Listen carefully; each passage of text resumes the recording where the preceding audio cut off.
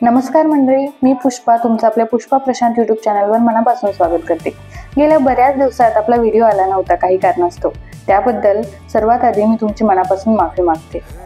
चला तर मग सुरू करूयात आपल्या नव्या व्हिडिओला। आज आपण बघतोय महाराष्ट्रातील एक प्राचीन मंदिर, भुसावळ पासून जवळपास 30 ते 35 किलोमीटर अंतरावर असलेले चांगदेव त्रिवेणी संगम मंदिर।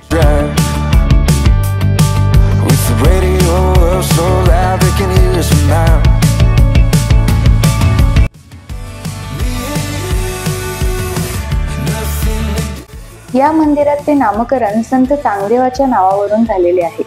त्यांचे या ठिकाणी 14व्या शतकात वास्तव्य होते असं मानलं जातं। हे मंदिर तापी आणि पूर्णा नदीच्या संगमावर वसलेले आहे। याला चांगदेव त्रिवेणी संगम असं देखील म्हणतात। जळगाव जिल्ह्यातील पाटण येथे सापडलेल्या शिलालेखात चांगदेवांचा उल्लेख निकुंभ गवळ्यांचा राजा असा देखील केलेला आहे। संत चांगदेव हे ज्ञानेश्वरांचे समकालीन होते। त्यांनी आदिशक्ती संत मुक्ताबाई यांना गुरु मानले होते आणि त्यांनी याच ठिकाणी त्यांची साधना पूर्ण करून 16 सिद्धी प्राप्त केल्या होत्या। हे मंदिर 12व्या शतकातील प्रचलित नागर शैलीत आहे। गुण्याच्या आकारात असलेले हे मंदिर कमी उंचीच्या जोत्यावर उभारलेलं आहे। हे मंदिर इसवी सन 1766 ते 1795 या दरम्यान अहिल्यादेवी होळकर यांच्या काळात बांधलं गेलं असावं।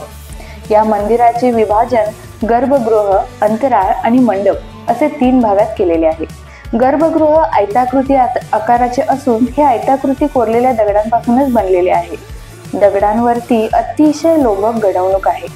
गर्भगृहातच संत चांगदेवांची प्रतिमा आहे। ही अलीकडच्याच काळात स्थापित केली गेलेली आहे। गर्भगृहावरील मूळ स्वरूपातील शिखर नष्ट झालेले असून आत्ताचे जे छत आहे ते घुमटाकार आहे। हे बांधकाम विटांमधील आहे। कदाचित हे 18व्या शतकात मराठा काळात बांधलेलं असावं।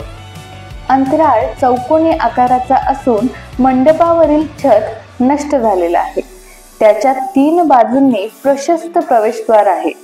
मंडपातील खांब कोसळलेले असून त्याचे फक्त पुरावेच शिल्लक आहेत। गर्भगृह व अंतराळाबाहेरील भिंत विविध भौमितिक आकृतींनी व देवदेवता आणि अप्सरांच्या शिल्पांनी सुशोभित केलेली आहे। इथे मंदिराभोवती केलेल्या उत्खननात विष्णू, शिव, दुर्गा, वरुण, अप्सरा, साधू इत्यादी अनेक शिल्पे व इतर स्थापत्याचे अवशेष सापडलेले आहेत। यांनीच एकेकाळी हे मंदिर अतिशय सुशोभित होते। कदाचित या मंदिरात देखील परकीय आक्रमणे झाली असण्याची शक्यता आहे। पुरातात्विक महत्वामुळे हे मंदिर भारतीय पुरातत्व सर्वेक्षणाद्वारे राष्ट्रीय महत्त्वाचे स्मारक म्हणून जाहीर केलेले आहे।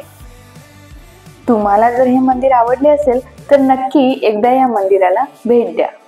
आणि हो, असेच नवनवीन व्हिडिओ पाहण्यासाठी आपल्या चॅनेलला सबस्क्राईब करा। पुन्हा भेटू एका नव्या व्हिडिओ सोबत, नव्या लोकेशन सोबत। धन्यवाद।